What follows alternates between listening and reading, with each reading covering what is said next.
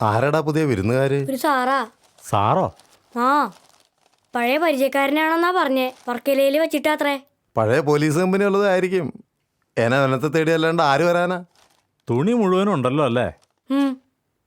കേട്ടോ കൈമളെ, മാലതിയമ്മ വന്ന് രാവിലെ തോരയിടാൻ വിരിച്ചിട്ട് പോകും. വൈകിട്ട് ഇവൻ വന്ന് തിരികെ കൊണ്ടുപോകുന്ന വരെ ഒരു കാര്യമില്ല. എന്നാലും എനിക്കാകെ വേവലാതിയാ. പലരുടെയും വക പലതരം തുണിയല്ലേ, വിലപിടിപ്പുള്ളതുണ്ടാവാലോ. വല്ലവർക്കും ദുർബുദ്ധി തോന്നി വല്ലതും നഷ്ടപ്പെട്ടാലോന്ന് കരുതിയിട്ടാ. ആദ്യമൊക്കെ എനിക്കും പേടിയായിരുന്നു. ആരുമില്ലാത്തവർക്ക് ദൈവം കാവലുണ്ടെന്ന് അമ്മ പറഞ്ഞു. ദൈവം ഒരു കൈ കൊണ്ട് തല്ലുമ്പോൾ മറു കൈ കൊണ്ട് തലോടും. കൊണ്ട് കൊടുത്തില്ലേ ഇവനൊരുത്തനെ? പെറ്റ മോൻ പോയി. ഇവൻ കൂടി ഇല്ലായിരുന്നെങ്കിലേ ഈ പങ്കപ്പാടിനിടയിൽ അവർ ചക്രശ്വാസം വലിക്കൂലായിരുന്നോ? അനുഭവിച്ചു കൂട്ടിയ ദുരിതത്തിൻ്റെ മുഴുവനും ഉണ്ട് ആയമ്മയുടെ മുഖത്ത്. എന്താ ഐശ്വര്യമുള്ള സ്ത്രീയായിരുന്നു. കൊണ്ട കൊടുത്തത് ഇങ്ങനൊരു ചെകുത്താൻ്റെ കൂടെ. ഹോ, വല്ലാത്തൊരു യോഗമായിപ്പോയി അതിൻ്റെ. ദീപം ദീപം ദീപം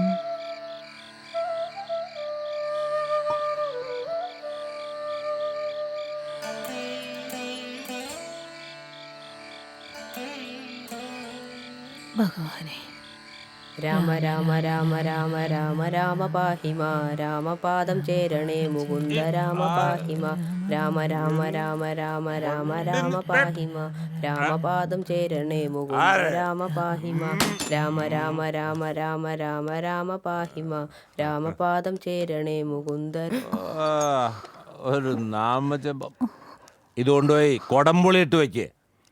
അതിനു മുമ്പ് 2-3 കഷ്ണം നുറുക്കി വറുത്തോ. സ്മാളിൻ്റെ കൂടെ കഴിക്കാനാ.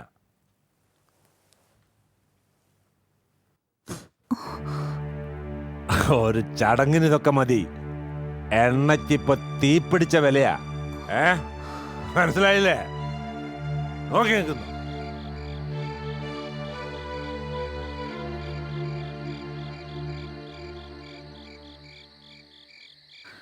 അച്ചു പോയിട്ട് കണ്ടില്ലല്ലോ. സന്ധ്യ കഴിഞ്ഞാൽ ഇഴജന്തുക്കളുടെ നെട്ടോട്ടോ ഈ വഴിയിൽ. കണ്ടാ കൈ കിട്ടുന്നതുകൊണ്ടടിച്ച് അപ്പോൾ കൊല്ലുമായിരുന്നു എൻ്റെ മോൻ. ഒരിക്കലും ഒന്നും കിട്ടിയില്ല. പിന്നെ സ്ലേറ്റ് കൊണ്ടായി അടി. പാമ്പ് ചത്തു. ഒപ്പം സ്ലേറ്റ് 4 കഷ്ണം. അതിന് അച്ഛൻ്റെ വക അടി വേറെ.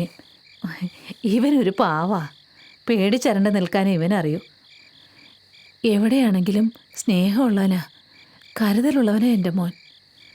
സാറിനറിയോ, അച്ഛൻ വീണൂന്ന് എങ്ങനെ അറിഞ്ഞിട്ടോ എന്തോ മാസാമാസം പണം അയക്കും. അതേ കുറച്ച് തെണ്ടിയാൽ മതിയല്ലോ ഞാൻ.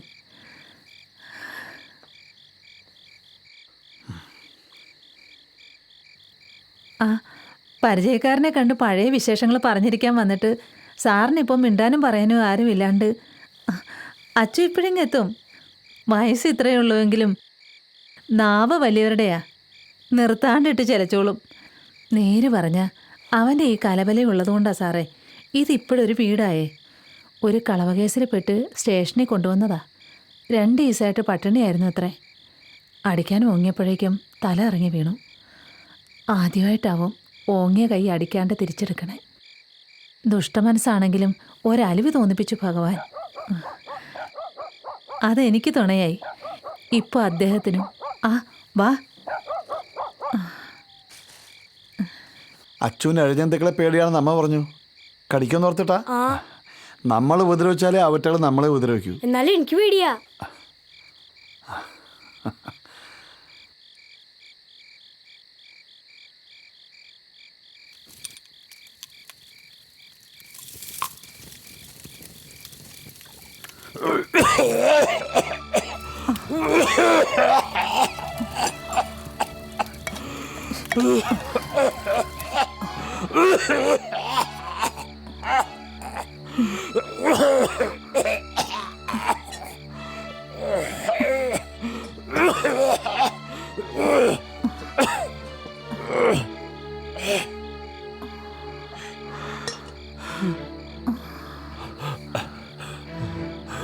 സാറേ, ഇങ്ങോട്ടൊന്ന് വന്ന് നോക്കിയേ.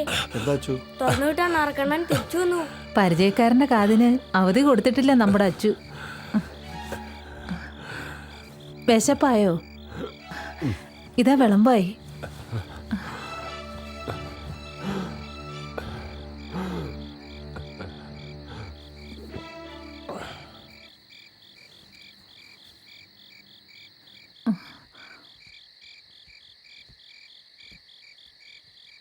ഊണിന് മുമ്പിൽ അന്തിച്ചിരിക്കാണ്ടേ ഭാര്യയുണ്ട് സാറേ.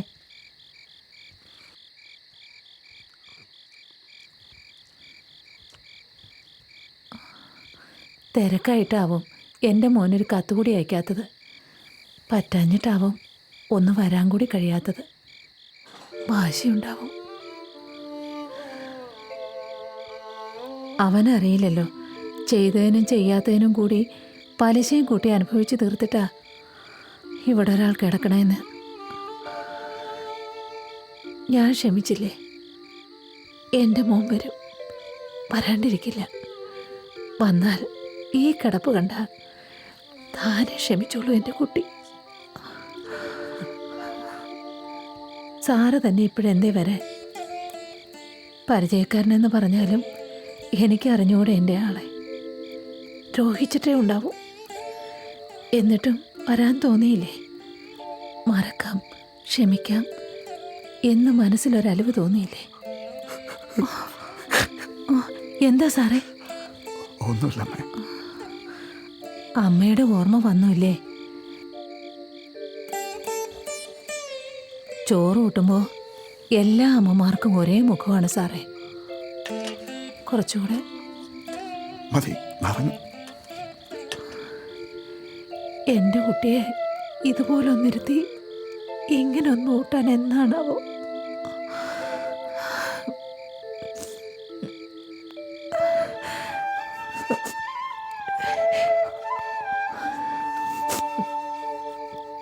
കിടന്ന കിടപ്പിൽ നിന്ന് അനങ്ങാൻ കഴിയാണ്ട്, മിണ്ടാനും കേൾക്കാനും വയ്യാണ്ട് പരിതപിച്ചൊഴുക്കുന്ന ഈ കണ്ണീര് ഭഗവാൻ കാണാണ്ടിരിക്കൂ. ഭഗവാൻ അവൻ്റെ മനസ്സിൽ അലിവ് തോന്നിപ്പിക്കും. അവൻ വരും, അവൻ വരും.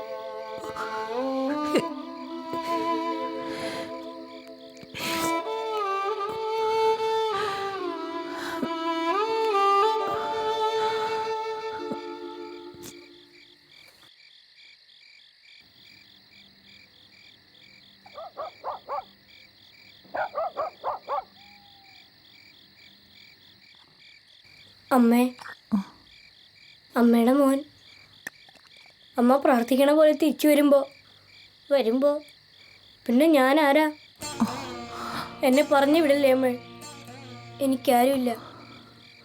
എന്നെ പഠിപ്പിച്ചില്ലേലും ആദ്യത്തിൻ്റെ തീട്ടവും മൂത്രം കോരി ഒരു വേലക്കാരനായിട്ടെങ്കിലും ഞാനിവിടെ നിന്നോട്ടെ. എന്തു പറഞ്ഞാ നിന്നെ ഞാൻ വിശ്വസിപ്പിക്കാൻ എൻ്റെ കുട്ടിയെ? 20 വർഷം മുമ്പ് പോയതല്ലേ അവൻ. വന്നാൽ കൂടി എത്ര നേരം നിൽക്കുമെന്ന് ആര് കണ്ടു? പെറ്റ വയറല്ലേ, അവൻ വരണമെന്ന് പ്രാർത്ഥിക്കാണ്ടിരിക്കാൻ പറ്റുമോ? അവനില്ലാത്ത എൻ്റെ ദുഃഖം അമ്മ മറന്നത് മകനായിട്ട് നീ വന്നപ്പോഴല്ലേ. വയ്യാണ്ടായപ്പോൾ മകൻ്റെ സ്ഥാനത്ത് നിന്ന് അദ്ദേഹത്തെ അല്ല, അച്ഛനെ നോക്കണതാരാ? നീയല്ലേ. ഞങ്ങൾക്കാകെ ഒരാശ്രയം നീയല്ലാണ്ട് ആരാണ്? അവൻ വന്നാ നീ അവന് അനുജൻ, അവൻ നിനക്കേട്ടൻ. എനിക്ക് 2 മക്കൾ. ഇനി കടത്തിനയിലോട്ട് തുടങ്ങാൻ എനിക്ക് പേടിയാ അമ്മേ. ഭഗവാൻ ചോദിച്ചാൽ പോലും കൊടുക്കില്ല നിന്നെ ഞാൻ.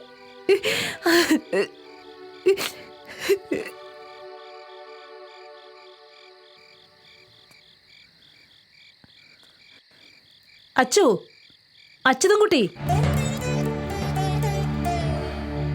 10 മാസം ചുമന്ന് നൊന്തുപറ്റ അമ്മയുടെ അടുത്ത് തന്നെ വേണം മായം കളിക്കാൻ.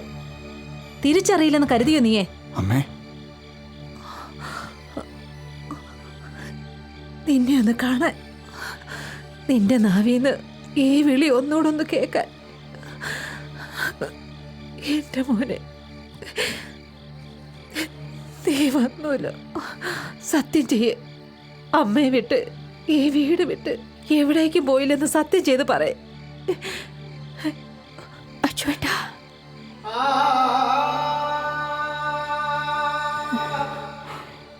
വരുന്ന എപ്പോഴെങ്കിലും ഒരു വരി എഴുതിയിരുന്നെങ്കിൽ ആരെതിർത്താലും വഴങ്ങാണ്ട് ഞാൻ പിടിച്ചു നിൽക്കുമായിരുന്നു. അതിനൊരവസരം തരാണ്ട് എന്നെ ഈ വിധിക്കെറിഞ്ഞു കൊടുത്തില്ലേ? തുളസി, എനിക്ക് അന്യനൊരുത്തൻ്റെ പെണ്ണ്, 2 കുട്ടികളുടെ അമ്മ. ഈ തുളസി അച്ചുവേട്ടൻ ഇനി ആരാണ്? എനിക്കറിയാം, എന്നോട് വേണ്ടായികെ തോന്നും. ഇല്ല തുളസി, അത് ജന്മമില്ല. എങ്കിൽ എന്നെ ഈ നരകത്തുനിന്ന് രക്ഷിക്കുക ചേട്ടാ. അവൻ ഉത്തരം പറയില്ല, പറയാൻ പറ്റില്ല, നാവ് വഴങ്ങില്ല. അച്ഛാ, ഓ, ആ ഒരു വാക്ക് നീ മറന്നിട്ടില്ല. ഭാഗ്യം. ഞാൻ ദുഷ്ടൻ, നീചൻ, തെറ്റേ ചെയ്തിട്ടുള്ളൂ. നീ എന്നെ വെറുത്തത് ന്യായം. പക്ഷേ എന്നിട്ട് നീ സ്വയം തിരഞ്ഞെടുത്ത വഴിയോ? ചെന്നെത്തിയ ഇടമോ? അമ്മ ചോദിച്ചത് കേട്ടോ? പറ്റുമോ നിനക്ക് അങ്ങനെ ഒരു വാക്ക് കൊടുക്കാൻ? കണ്ണീരോടെ ഇവളെരുന്നത് കേട്ടില്ലേ? കഴിയൂ നിനക്കിവളെ രക്ഷിക്കാൻ? പറ്റില്ല, കഴിയില്ല. ഇവന് തിരിച്ചുപോയേ പറ്റൂ. പോകുമ്പോൾ ഇവളെ കൂടി കൂട്ടാൻ തടവ് പുള്ളികൾക്ക് ജയിലിൽ ഫാമിലി ക്വാർട്ടേഴ്സ് ഇല്ല.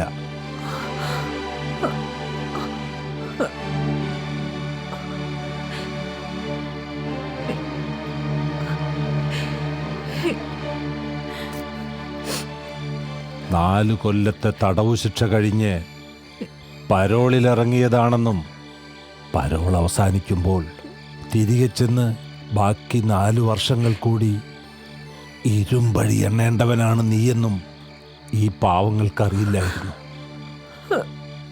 ചത്ത ശവം പോലെ ഒന്നിനും ആവാണ്ട് കിടക്കുന്ന എനിക്കറിയില്ലായിരുന്നു. അതറിയിക്കാതിരിക്കാനുള്ള ദയവെങ്കിലും നിനക്ക് ഞങ്ങളോട് കാണിക്കാമായിരുന്നു. കരഞ്ഞ് കണ്ണീര് പറ്റിയപ്പോഴും വരുതിക്കുഴിയിൽ കിടന്ന് ശ്വാസം മുട്ടുമ്പോഴും നീ എവിടെയെങ്കിലും നന്നായി സുഖമായി കഴിയുന്നുണ്ടാവുമെന്നൊരു പ്രതീക്ഷ, ഒരു വിശ്വാസം, ഒരു കച്ചിത്തുരുമ്പായി ഞങ്ങൾക്കുണ്ടായിരുന്നു. അതോ ഇതറിയുമ്പോഴുള്ള ഞങ്ങളുടെ തളർച്ചയും നിരാശയും കൂടി നീ കരുതി വന്ന പകയിൽ ഉൾപ്പെട്ടിരുന്നോ? പറയാൻ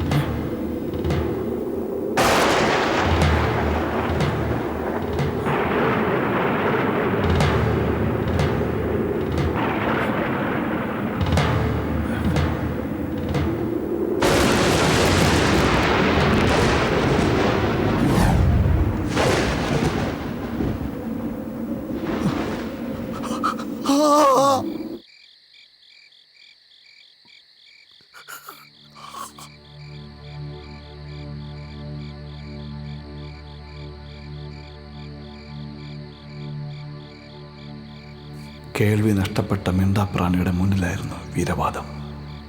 വിധിയും ശിക്ഷയും കഴിഞ്ഞ് അതിനപ്പുറത്തെ ഊഴവും കാത്തിരിക്കുന്നവരെ ന്യായം വിസ്തരിക്കാൻ വന്ന വിഡ്ഢി ക്ഷമിക്കാനും ക്ഷമിക്കപ്പെടാനും നൊയമ്പ് നോറ്റിരിക്കുന്നവരുടെ പുണ്യഭൂമിയിൽ നീ ഒരധികപ്പറ്റാണ്. ഇല്ലാ പകയുടെ വെറി പൂണ്ട് കലിയിളകിയ നിന്റെ മനസ്സൊരശുദ്ധിയാണ്.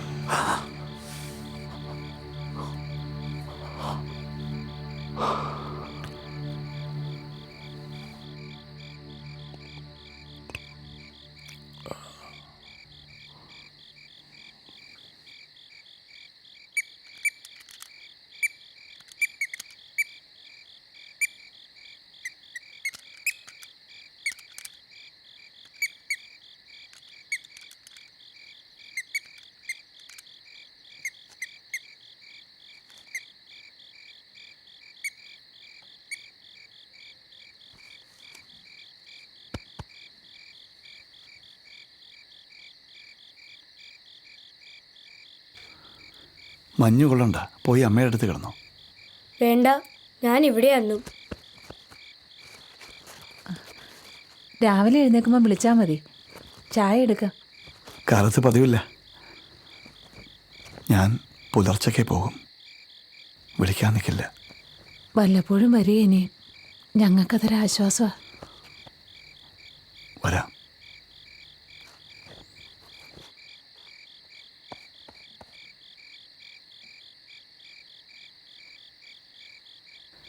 എവിടെയോ സുഖമായിരിക്കുന്നു, നന്നായിരിക്കുന്നു. വരും എന്നെങ്കിലും. ആ പ്രതീക്ഷയുടെ ആശ്വാസമെങ്കിലും ഇവർക്ക് ബാക്കിയായിരിക്കട്ടെ. പരോളിൽ ഇറങ്ങി തിരികെ ജയിലിലേക്ക് പോകുന്ന ഒരു മകനെ ആരും തിരിച്ചറിയണ്ട.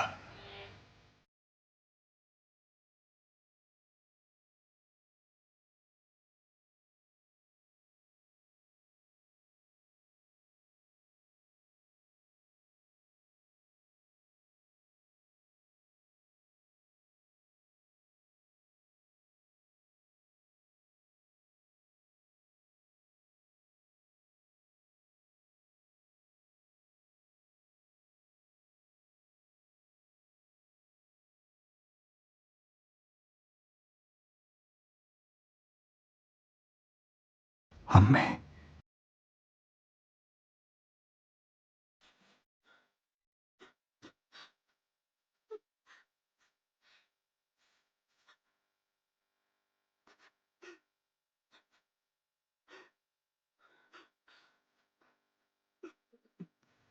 അച്ഛാ.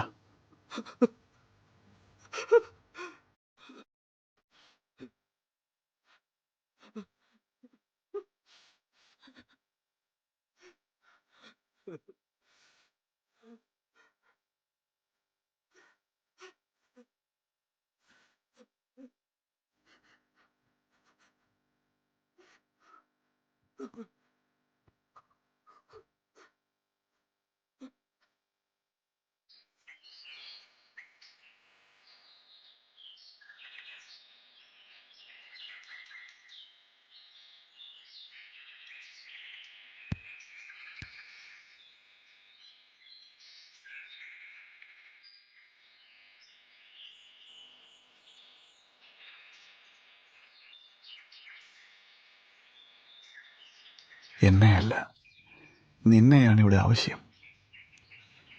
നിനക്ക് അവകാശപ്പെട്ടതാണ് ഇവിടുത്തെ സ്നേഹം.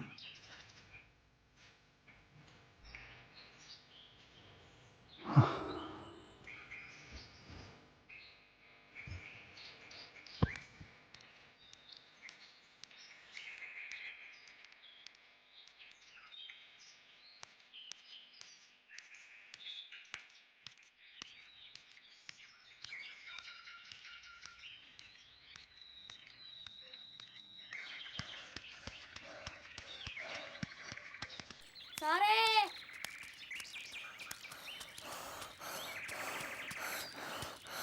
സാറ് മറന്നു. മറന്നതല്ല, അത് നിനക്ക് വേണ്ടി വെച്ചതാ. വെച്ചോ. എനിക്കോ? വെച്ചോ, ആവശ്യം വരും.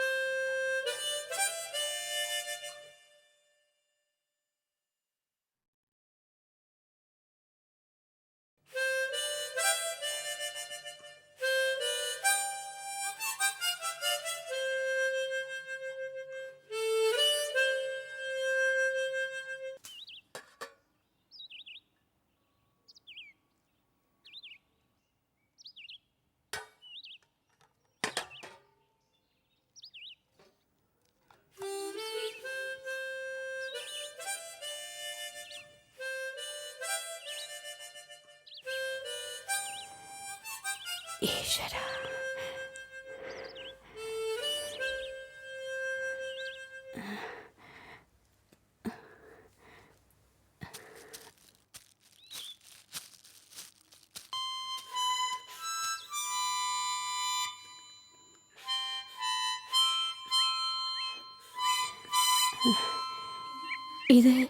ഇതെവിടുന്നാ? ഒരു മാമൻ തന്നതാ. എന്നിട്ടെവിടെ? അങ്ങോട്ട് പോയി.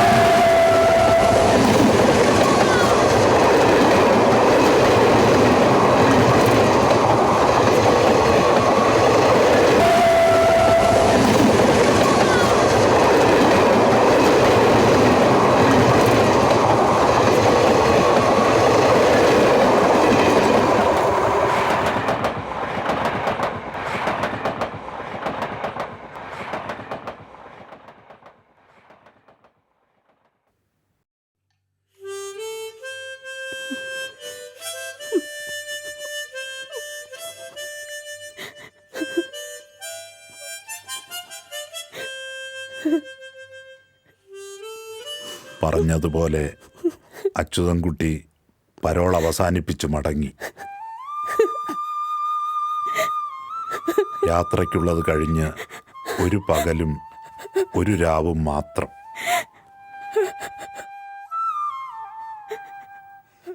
പക്ഷേ ആ പകലിന്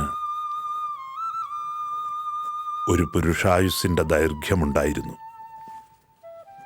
ആ രാവിന് ഒരു തിരിച്ചറിവിൻ്റെ വിശുദ്ധിയും. അച്യുതൻകുട്ടി മടങ്ങിയത് മനുഷ്യനോളം വലിയ മനുഷ്യനായിട്ടായിരുന്നു. മറക്കാനും പൊറുക്കാനും കരയാനും പശ്ചാത്തപിക്കുവാനും മനസ്സ് ബാക്കിയുള്ളവനായിട്ടായിരുന്നു.